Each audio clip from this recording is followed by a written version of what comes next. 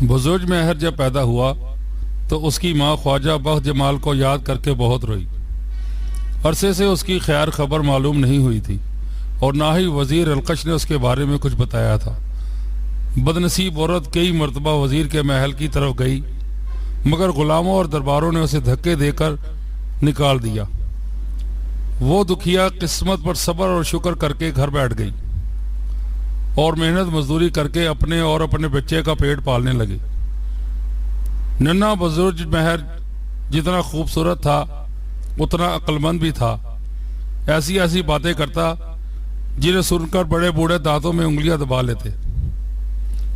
وہ 5 برس کا ہوا تو اس کی ماں اسے لے کر اپنے محلے کے ایک استاد کے پاس گئی۔ اس استاد کے پاس محلے بھر کے بچے پڑھنے آتے تھے۔ ایک زمانے میں بزرگ مہر کے باپ خواجہ بخت جمال نے اس استاد کو پڑھایا تھا اور یہ بات بزرگ مہر کی ماں کو معلوم تھی۔ اس نے استاد سے کہا، یہ بچہ تمہارے استاد کا بیٹا ہے۔ تمہارے استاد کو وزیر القش نے کسی کام سے چین بھیجا ہے، وہ ابھی تک لوٹ کر نہیں آیا۔ وہ ہوتا تو اپنے بچے کو خود پڑھاتا، مگر اب تم یہ فرض ادا کرو۔ استاد نیک آدمی تھا۔ اس نے بزرگ مہر کو پیار کیا اور کہا کہ میں اسے محبت اور شوق سے پڑھاؤں گا۔ اس کے بعد بزرگ مہر روزانہ استاد کے پاس پڑھنے کے لیے جانے لگا اور چند روز کے اندر اندر تمام بچوں سے آگے نکل گیا۔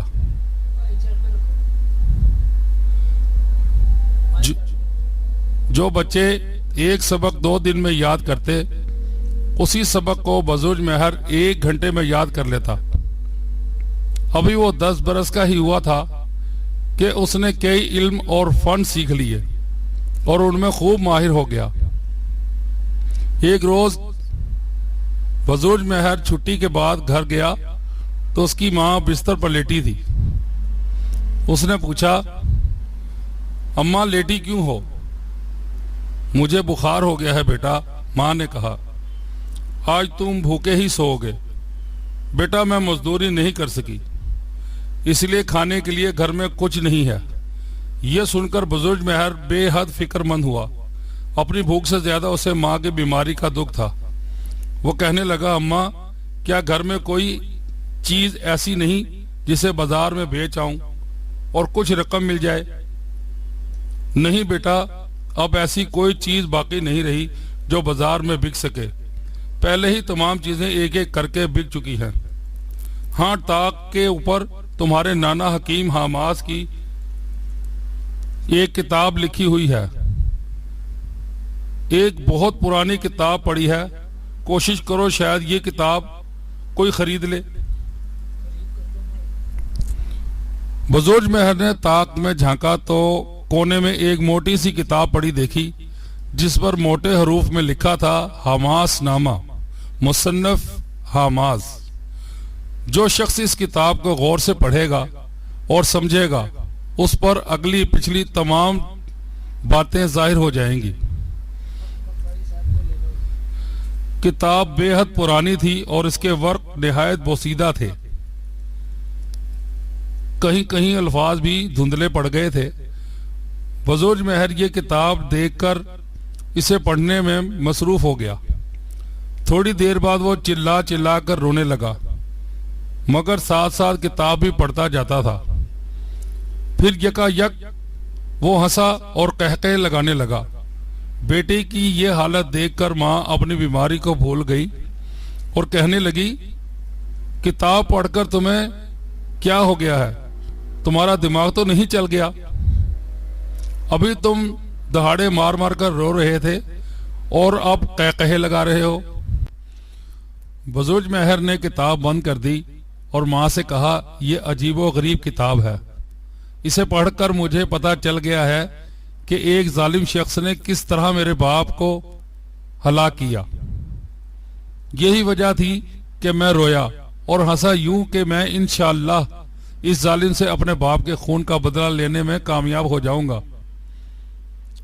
بزرگ مہر کی ماں نے جب یہ سنا کہ خواجہ بخت جمال کو ہلاک کر دیا گیا ہے اور یہ خون وزیر القش نے کیا ہے تو وہ خوب روئی، لیکن بزرگ مہر نے اسے دلاسا دیا اور کہا کہ اماں اب رنج نہ کرو، میں بہت جلد وزیر سے انتقام لوں گا۔ یہ کتاب بتاتی ہے کہ بادشاہ مجھے اپنا وزیر بنائے گا۔ میرے باپ کا ڈھانچہ ابھی تک اسی جگہ موجود ہے جس جگہ القش وزیر نے نیا محل بنوایا ہے۔ اچھا، اب میں بازار جا کر کھانے پینے کی چیزیں لاتا ہوں، لیکن چیزیں خریدنے کے لیے تمہارے پاس پیسے کہاں ہیں؟ کیا کسی سے ادھار لوگے؟ نہیں اماں، ادھار لینا ٹھیک نہیں۔ اس کتاب نے مجھے ایک ایسا طریقہ بتا دیا ہے جس سے میں کھانے پینے کی چیزیں پیسوں کے بغیر ہی لے آیا کروں گا، تم فکر نہ کرو۔ اور اپنی والدہ کو حیران پریشان چھوڑ کر بزرگ مہر گھر سے نکلا، سیدھا بنیے کی دکان پر گیا اور کہنے لگا، تم مجھے پہچانتے ہو؟ ہاں، بنیے نے جواب دیا، تم خواجہ بخت جمال کے لڑکے ہو۔ وزیر نے میرے بے گناہ باپ کو قتل کر دیا ہے۔ بزرگ مہر نے کہا، اور میں اپنے باپ کے خون کا بدلہ لوں گا۔ دکاندار یہ سن کر حیران ہوا اور کہنے لگا، تم وزیر سے کیسے انتقام لوگے؟ وہ تمہیں بھی مروا دے گا۔ بزرگ مہر ہنسا اور بولا، وزیر میرا بال بھی بانکا نہیں کر سکتا۔ اچھا، اب تم ایسا کرو کہ روزانہ 2 سیر آٹا، 1 سیر شکر، 8 سیر گھی اور 5 سیر کوئلے میرے گھر بھجوا دیا کرو۔ لیکن پیسے؟ بنیے نے پوچھا۔ بزرگ مہر نے آنکھیں نکال کر بنیے کو گھورا اور کہا، تو مجھ سے پیسے مانگتا ہے؟ میں جانتا ہوں کہ ابھی پچھلے مہینے ایک کسان کئی 100 من گیہوں بیچنے کے لیے تیرے پاس لایا تھا اور تو نے اس کو دھوکہ دے کر اس کے گیہوں پر قبضہ کر لیا تھا، اور اگر یہ بات ابھی جا کر بادشاہ کی عدالت میں کہہ دوں تو وہ تیری بوٹیاں چیل کووں کو کھلا دے گا۔ بزرگ مہر کے منہ سے یہ بات سن کر بنیا تھر تھر کانپنے لگا۔ سچ مچ اس نے پچھلے مہینے ایک کسان کو دھوکے سے لوٹ لیا تھا اور اس کے سارے گیہوں پر قبضہ کر لیا تھا۔ وہ حیران تھا کہ یہ راز بزرگ مہر کو کیسے معلوم ہوا۔ ہاتھ جوڑ کر کہنے لگا، خدا کے لیے یہ بات کسی سے نہ کہنا، میں ہر طرح سے تمہاری خدمت کے لیے حاضر ہوں۔ جتنی چیزیں تم نے کہی ہیں روزانہ تمہارے گھر بھجوا دیا کروں گا۔ بزرگ مہر قصائی کی دکان پر گیا۔ وہ چھریاں اور کلہاڑے تیز کر رہا تھا۔ بزرگ مہر نے اس سے کہا، تم مجھے جانتے ہو؟ ہاں، تم خواجہ بخت جمال کے لڑکے ہو۔ کیا کام ہے مجھ سے؟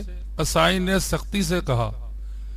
اس کا خیال تھا کہ لڑکا یا تو گوشت ادھار لینے آیا ہے یا کچھ پیسے مانگے گا۔ بزرگ مہر نے کہا، تم روزانہ 1 سیر گوشت میرے گھر بھجوا دیا کرو۔ 1 سیر؟ قصائی نے حیرت سے کہا، اور پیسے کون دے گا؟ بزرگ مہر ہنسا اور کہنے لگا، ارے ظالم، تو مجھ سے پیسے مانگتا ہے؟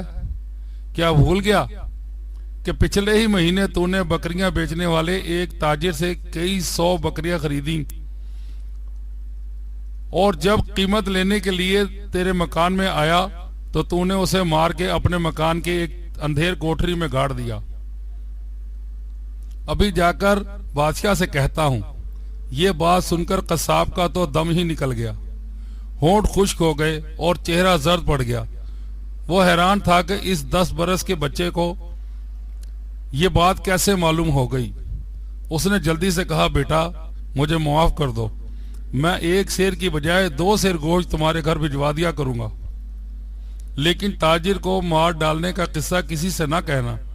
یہ سن کر بزرگ مہر ایک یہودی صراف کے پاس گیا جس کے بارے میں سارے محلے میں مشہور تھا کہ بے حد کنجوس اور بد دماغ آدمی ہے، اور اس نے بے انتہا دولت جمع کر رکھی ہے۔ وہ لوگوں کو سود پر قرض دیتا اور 10 روپے کی جگہ 20 روپے وصول کرتا۔ بزرگ مہر کو دیکھتے ہی وہ کہنے لگا، آؤ خواجہ بخت جمال کے بیٹے، کیا گھر کی کوئی چیز بیچنے کے لیے لائے ہو؟ یا کچھ رقم ادھار چاہیے، لیکن یہ سوچ لو کہ میں سود دگنا وصول کرتا ہوں۔ بزرگ مہر نے قہقہہ لگایا اور بولا، سن او لالچی بڈھے، میں نہ کوئی قیمتی چیز بیچنے آیا ہوں اور نہ سود پر روپیہ لینے۔ اگر تم جان کی سلامتی چاہتے ہو تو روزانہ 100 روپے کی تھیلی ہمارے گھر بھجوا دیا کرو۔ یہودی یہ بات سن کر غصے سے لال پیلا ہو گیا اور اپنے ملازموں کو حکم دیا کہ اس بدتمیز لڑکے کو مار پیٹ کر یہاں سے نکال دو۔ ملازم بزرگ مہر کی طرف بڑھ ہی رہے تھے کہ بزرگ مہر نے صراف کے کان میں کہا، کیوں تیری شامت آئی ہے؟ ابھی بادشاہ کی عدالت میں جا کر کہتا ہوں کہ تو نے پچھلے مہینے 2 مالدار بیوہ عورتوں کا زیور دھوکے سے چھین لیا تھا۔ یہ سن کر یہودی صراف غش کھا کر گریا اور اس کے ملازم بزرگ مہر کو چھوڑ کر اپنے آقا کو ہوش میں لانے کی تدبیر کرنے لگے۔ چند لمحے بعد وہ ہوش میں آیا تو برسوں کا بیمار نظر آتا تھا۔ اس نے بزرگ مہر کو ایک طرف بلا کر بڑی عاجزی سے کہا، یہ بات بادشاہ سے ہرگز نہ کہنا، میں روزانہ 100 روپے کی تھیلی تمہارے گھر بھجوا دیا کروں گا۔ اگر کسی دن ناغہ کیا تو تمہاری خیر نہیں، بزرگ مہر نے کہا اور اچھلتا کودتا اپنے گھر چلا گیا۔ تھوڑی دیر بعد بنیے کی دکان سے اس کا نوکر گیہوں کا آٹا، شکر، گھی اور کوئلے لے کر آیا۔ پھر قصائی کا نوکر گوشت دے گیا۔ اس کے بعد صراف خود آیا اور 100 روپے کی تھیلی دے کر خاموشی سے چلا گیا۔ بزرگ مہر کی ماں یہ سامان دیکھ کر حیران تھی، کہنے لگی، بیٹا یہ کیا مہمہ ہے؟ تم نے یہ سامان کتنے روپے کا خریدا اور رقم کہاں سے آئی؟ اماں یہ بات نہ پوچھو، بزرگ مہر نے ہنس کر کہا، یہ سب میرے نانا حکیم حماس کی اسی پرانی کتاب کا کرشمہ ہے۔ 2 سال گزر گئے۔ اسی عرصے میں بزرگ مہر کھانے پینے کی فکر سے آزاد ہو کر اپنے نانا حکیم حماس کی لکھی ہوئی کتاب پڑھنے اور سمجھنے میں لگا رہا۔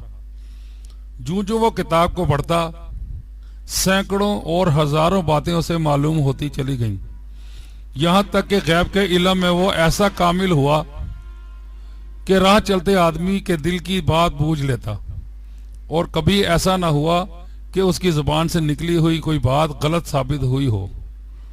لوگ کہتے تھے کہ یہ لڑکا اپنے باپ خواجہ بخت جمال سے بھی زیادہ ذہین اور با کمال ہے۔ ایک روز بزرگ مہر کی ماں نے کہا، بیٹا میرا جی میتھی کا ساگ کھانے کو چاہتا ہے، لیکن شہر میں میتھی کا ساگ نہیں ملتا۔ میں نے سنا ہے کہ وزیر القش کے باغ بیداد میں میتھی کا ساگ موجود ہے، کسی کو بھیج کر وہاں سے منگواؤ۔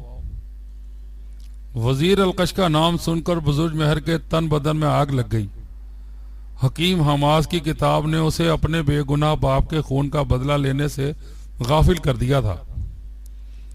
اب ماں نے وزیر کا نام لیا تو اس نے کتاب ایک طرف پھینک دی اور اٹھ کر کھڑا ہو گیا، کہنے لگا، بہت اچھا ماں، میتھی کا ساگ لینے میں خود باغ بیداد جاتا ہوں۔ جب بزرگ مہر باغ کے پاس پہنچا تو اس کا دروازہ بند تھا۔ اس نے باغبان کو آواز دی۔ تھوڑی دیر بعد ایک موٹا تازہ آدمی دروازے پر آیا۔ کیا دیکھتا ہے کہ 12-13 سال کا ایک بھولا بھالا لڑکا کھڑا ہے۔ کیا بات ہے، کیا چاہیے؟ باغبان نے بزرگ مہر سے پوچھا۔ میری ماں کا دل میتھی کا ساگ کھانے کو چاہتا ہے، بزرگ مہر نے کہا، اور میتھی کا ساگ سوائے اس باغ کے اور کہیں نہیں ہے۔ تمہاری مہربانی ہوگی اگر تھوڑا سا ساگ دے دو۔ باغبان سخت ناراض ہوا اور کہنے لگا، صرف اتنی سی بات کے لیے تو نے مجھے آواز دی؟ کیا میں نے کنجڑے کی دکان کھولی رکھی ہے جو تجھے ساگ دیتا پھروں؟ مجھے تیرے بھول پن پر ترس آتا ہے، ورنہ اتنا پیٹتا کہ ساری زندگی یاد کرتا۔ جا دفع ہو جا۔ یہ کہہ کر وہ دروازے بند کرنے کے لیے آگے بڑھا اور قفل کو ہاتھ لگانا ہی چاہتا تھا کہ بزرگ مہر نے چلا کر کہا، خبردار، قفل بند نہ کرنا، کل تو نے جو سانپ مارا تھا اس کی مادہ تجھے ڈسنے کے لیے اس قفل کے سوراخ میں چھپی بیٹھی ہے۔ یہ سن کر باغبان حیران رہ گیا۔ اس نے جھک کر قفل کے سوراخ میں جھانکا تو سچ مچ سیاہ رنگ کی ایک باریک سے دھاگے کی طرح ایک سانپ اس میں چھپا ہوا تھا۔ باغبان نے فوراً اسے ہلاک کیا اور دل میں کہنے لگا کہ یہ لڑکا تو بڑے کمال کا ہے، میں نے خواہ مخواہ اسے برا بھلا کہا۔ وہ بزرگ مہر سے پوچھنے لگا، تمہیں کس طرح پتا چلا کہ میں نے کل ایک سانپ مارا تھا اور آج اس کی مادہ میرے ڈسنے کو اس قفل کے اندر چھپی بیٹھی ہے؟ تمہیں ان باتوں سے کیا؟ بزرگ مہر نے کہا، میتھی کا ساگ دینا ہے تو دے دو ورنہ میں جاتا ہوں۔ باغبان عاجزی سے بولا، آؤ میرے ساتھ باغ میں چلو، میں تمہیں بہت سا ساگ دوں گا، لیکن کسی سے ذکر مت کرنا کہ یہ ساگ میں نے تمہیں دیا ہے۔ وزیر القش نے سن لیا تو میری گردن اڑا دے گا۔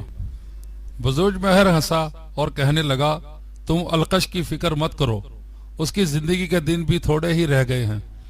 بزرگ مہر جب باغ کے اندر گیا تو اس کی خوبصورتی دیکھ کر حیران رہ گیا۔ سینکڑوں قسم کے پھول اور پودے یہاں لگے ہوئے تھے، ٹھنڈی ٹھنڈی ہوا چل رہی تھی اور جا بجا اونچے فواروں میں سے دودھ کی مانند سفید پانی ابل رہا تھا۔ درختوں کی شاخوں پر ہزاروں خوبصورت حسین پرندے بیٹھے چہچہا رہے تھے۔ باغ کے بالکل درمیان میں سنگ مرمر کی بنی ہوئی ایک عالی شان بارہ دری تھی، جس کی دیواروں اور فرش پر ہیرے جواہرات جڑے گئے تھے اور ان کی چمک اتنی تھی کہ آنکھ نہیں ٹھہرتی تھی۔ باغبان نے بزرگ مہر کو باغ کے اندر الماس کے بنے ہوئے ایک تخت پر بٹھایا اور آپ میتھی کا ساگ توڑنے کے لیے دوسری طرف جانے ہی لگا تھا کہ وزیر القش بھی ٹہلتا ہوا ادھر آ نکلا۔ اس نے بزرگ مہر کو دیکھا تو باغبان سے پوچھا، یہ کون ہے؟ باغبان نے ہاتھ باندھ کر کہا، حضور یہ لڑکا عجیب و غریب باتیں کرتا ہے جنہیں سن کر میری عقل تو دنگ ہے۔ پھر اس نے قفل میں چھپے ہوئے سانپ کی داستان سنائی۔ وزیر القش بہت حیران ہوا اور غور سے بزرگ مہر کو دیکھنے لگا۔ پھر اس نے باغبان کو وہاں سے چلے جانے کا حکم دیا اور بزرگ مہر کو بارہ دری میں لے گیا۔ تخت پر بیٹھنے کے بعد القش نے بزرگ مہر سے پوچھا، لڑکے تیرا نام کیا ہے اور تجھے یہ علم کہاں سے حاصل ہوا؟ میرا نام بزرگ مہر ہے، میرے باپ کا نام خواجہ بخت جمال اور نانا کا نام حکیم حاماس تھا۔ میں نے یہ علم اپنے نانا کی ایک کتاب حاماس نامہ سے حاصل کیا ہے۔ خواجہ بخت جمال کا نام سن کر القش گھبرایا اور خوف سے کانپ اٹھا، لیکن پھر سنبھل کر بولا، تیرے باپ کو میں جانتا ہوں، وہ بہت نیک اور اچھا آدمی ہے اور اسے میں نے ایک کام سے ملک چین بھیجا ہے۔ یہ سن کر بزرگ مہر کا رنگ غصے سے سرخ ہو گیا۔ کہنے لگا، آپ غلط کہتے ہیں، میرا باپ اس دنیا میں نہیں ہے، اسے ایک ظالم اور سنگدل شخص نے دولت کی لالچ میں قتل کر دیا ہے۔ اب میں اپنے باپ کے قتل کا بدلہ لینے کی فکر میں ہوں۔ القش کے ہوش اڑے، سمجھ گیا کہ اس لڑکے کو سب کچھ معلوم ہو چکا ہے اور یہ مجھ سے بدلہ لے گا۔ اس نے دل میں فیصلہ کیا کہ اسے کسی فریب سے ٹھکانے لگا دینا چاہیے۔ کہنے لگا، افسوس کہ تمہارے باپ کو کسی نے قتل کر دیا، مجھے اب تک یہ بات معلوم نہ تھی۔ خیر، تم رنج نہ کرو، میں اس پاپی کو اپنے ہاتھ سے سزا دوں گا۔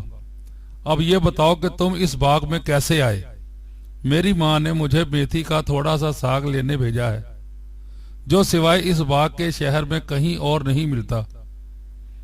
اچھا، تم یہیں بیٹھو، میں ابھی کسی غلام سے کہتا ہوں کہ تمہارے لیے میتھی کا ساگ توڑ کر لائے۔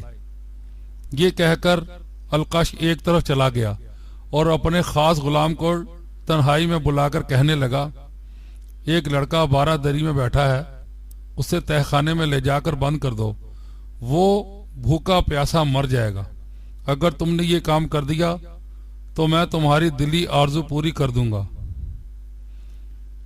وعدہ کرتا ہوں، غلام نے سینے پر دونوں ہاتھ باندھ کر سر جھکایا اور بارہ دری کی طرف چل دیا۔ اس نے جاتے ہی بزرگ مہر کو پکڑ لیا، ایک ہاتھ سے اس کا گلا دبایا، دوسرے ہاتھ سے اس کا منہ بند کیا اور کندھے پر ڈال کر ایک تہہ خانے میں لے گیا۔ بزرگ مہر کو فرش پر پٹک کر باہر سے دروازہ بند کرنے ہی لگا تھا کہ بزرگ مہر نے زور سے قہقہہ لگایا اور کہا، اے حبشی غلام، یہ کیا کرتا ہے؟ القش تیرے دل کی آرزو کبھی پوری نہ کرے گا، اس نے تجھ سے جھوٹا وعدہ کیا ہے۔ یاد رکھ، اگر تو نے مجھے مارا تو القش تجھے بھی زندہ نہ چھوڑے گا۔ غلام نے اپنا ہاتھ روک لیا اور حیرت سے بزرگ مہر کو دیکھنے لگا۔ پھر اس نے آہستہ سے کہا، بھلا تجھے کیوں کر پتا چلا کہ القش نے مجھ سے کیا کہا اور میرے دل کی آرزو کیا ہے؟ بزرگ مہر نے کہا، اے حبشی غلام، میں سب کو جانتا ہوں، القش مجھے اس لیے مارنا چاہتا ہے کہ وہ میرے باپ کا قاتل ہے اور اسے ڈر ہے کہ کہیں میں اپنے باپ کا بدلہ نہ لوں۔ خیر، ان باتوں کو چھوڑو، میں بتاتا ہوں کہ تیرے دل کی آرزو کیا ہے۔ کیا تو القش کی لڑکی سے شادی کرنا نہیں چاہتا؟ حبشی غلام نے یہ سنا تو بزرگ مہر کے قدموں میں اپنا سر رکھ دیا اور بولا، ہاں، یہی آرزو ہے میری، میں تیری شادی القش کی بیٹی سے کرا سکتا ہوں اور وہ وقت جلد ہی آنے والا ہے جبکہ القش کو میری ضرورت پڑے گی، لیکن تو اس وقت تک میرا پتہ اسے نہ بتانا جب تک وہ تیرے منہ پر 3 تماچے نہ مارے۔ لیکن القش نے مجھے حکم دیا ہے کہ تمہیں اس تہہ خانے میں بند کر دوں۔ غلام نے کہا، تو اس سے کہہ دینا کہ میں نے اسے بند کر دیا ہے اور وہ وہاں بھوک پیاس سے تڑپ تڑپ کر مر جائے گا۔ بزرگ مہر نے کہا۔ حبشی غلام نے بزرگ مہر کو چھوڑ دیا۔ بزرگ مہر نے اس سے میتھی کا ساگ لیا اور اپنے گھر چلا گیا۔ اس کے بعد غلام القش کے پاس گیا اور اس سے کہا کہ میں اس لڑکے کو اندھیرے تہہ خانے میں بند کر آیا ہوں۔ القش بے حد خوش ہوا اور دل میں کہنے لگا، خواجہ بخت جمال کا لڑکا تو اپنے باپ سے بھی زیادہ باکمال اور ہوشیار نکلا، اگر اسے چھوڑ دیا جاتا تو وہ ضرور مجھ سے انتقام لیتا۔